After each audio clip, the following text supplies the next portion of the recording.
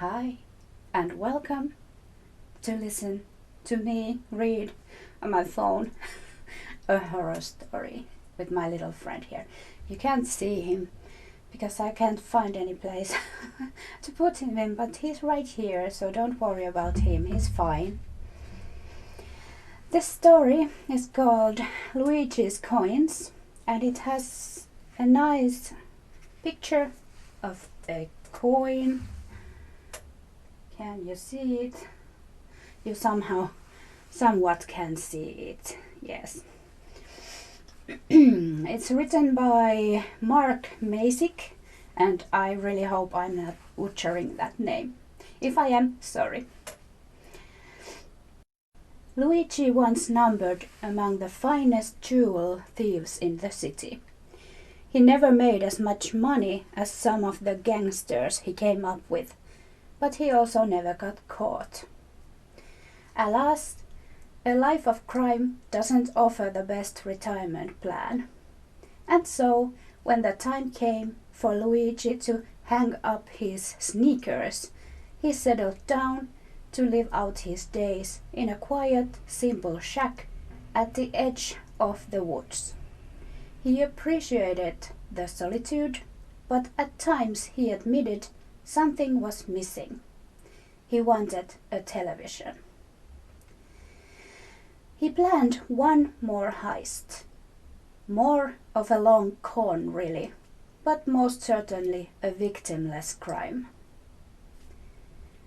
It was common practice those days to bury the dead with a coin on each eye, so that the recently deceased souls could pay the ferryman to transport them on to the next world.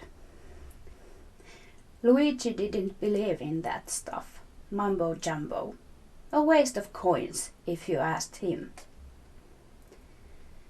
Every other week he would make a call to his old friend Greg, a security guard at the old cemetery in the bad part of town, and ask him where the fresh graves had been dug. The grave diggers at the old cemetery were decent men. They dug their graves shallow. Maybe they wanted the dead to feel the rain. Maybe they were a little lazy. Either way, it made life easy for Luigi, who would dig up a fresh corpse, swipe the coin off its eyes, then rebury the body. On a good night, he could dig up 5 former human beings and live with 10 coins. Then he'd head home to his shack, put the coins in an old ceramic vase, and count the days until he had enough saved up for the color TV.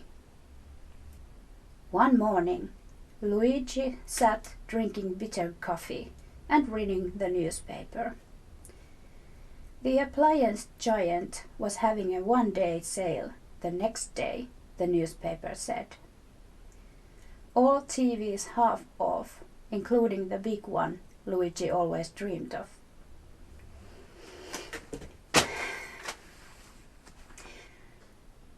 One of my pumpkins just fell off. I'm being haunted right now, so yeah, that's fine, I guess. He finished his breakfast and went to count his coins. Only about 20 away, he estimated. It would be a hard night, the most coins he'd ever gathered, but if he put his nose to the grindstone, he could get the TV and finally be done with the thievery game forever. He dialed Greg's number. Any chance you guys got 20 new bodies since the last time I've been there? Luigi asked. Business is slow, Greg answered. I ain't seen a funeral for days. Modern medicine. You know how it is. The appliance giant is having a sale, Luigi said. I can almost afford that TV. Greg, the security guard, fell silent for a few moments.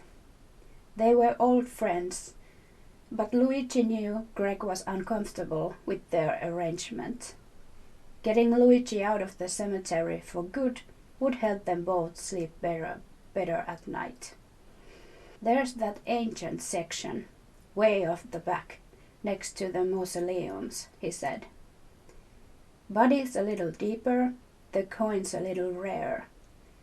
Could be enough to get you the TV before dawn. I don't know. That would be perfect, Luigi said. You won't ever hear from me again after this, I promise. Gates unlocked, Greg said.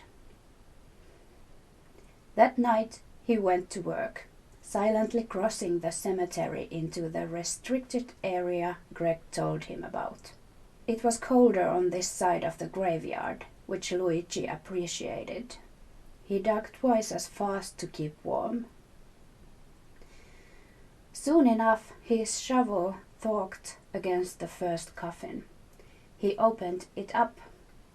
2 silver coins, with skulls on them, gleamed on the moonlight.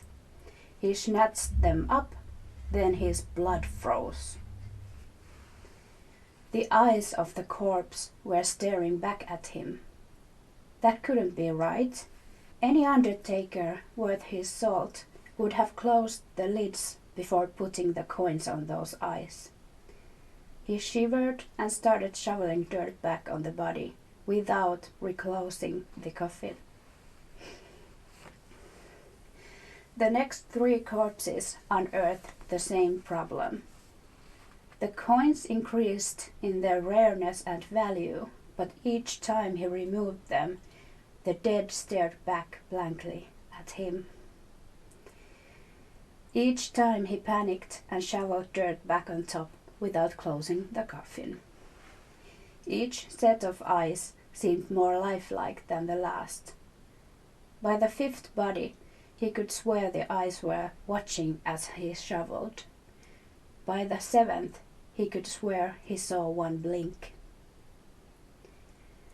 The coins were even rarer than he'd hoped.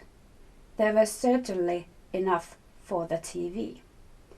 He didn't even bother to refill the final grave. He was never coming back. It was Greg's problem now. The sun was up by the time he reached his shack. The appliance giant would open soon. He headed into his old truck and drove into the town. The salesman balked when Luigi tried to pay for the TV with a vase full of old coins. He called the manager over, who pulled out a magnifying glass. These are rare coins for sure, the manager said. We'll take them. The TV is yours. My guy here will load it into your truck. Luigi drove home, set up the TV, turned on his favorite crime show, and fell immediately into deep, dreamless sleep. He awoke sometime after midnight. The TV was still on. A show he'd never seen. A man sitting alone on a couch in a quiet shack. It was Luigi. He stood up. The version of himself on the TV did the same. He walked toward the TV and changed the channel. The Luigi on the TV did the same. Otherwise, the image did not change. He switched the channel again, then switched the channel again. The Luigi show was playing on every single one. He figured there must be some sort of camera inside the set. He got up and took a closer look. For the first time, the Luigi on TV did not mirror him. Something off-screen distracted the TV Luigi. A knock had come at his door. The on-screen Luigi looked very frightened. Luigi watched in horror as a shadow appeared behind his doppelganger. There was something else in the shack. He spun around. In the real world, he was still alone. Whatever it was only coming for the TV character. Off screen, you could hear a window smash open. Footsteps crunching over shattered glass. Luigi screamed out a warning to the television. Maybe they heard him. 7 corpses fell upon the TV Luigi. They tore at him for a few moments, then receded as quick as they had come. The TV Luigi lay frozen on the ground for a few minutes. Finally he got up and turned his face to the monitor. His eyes were gone. Luigi tried desperately to turn off the TV. Nothing happened. He put his foot through the screen. Sparks flew everywhere.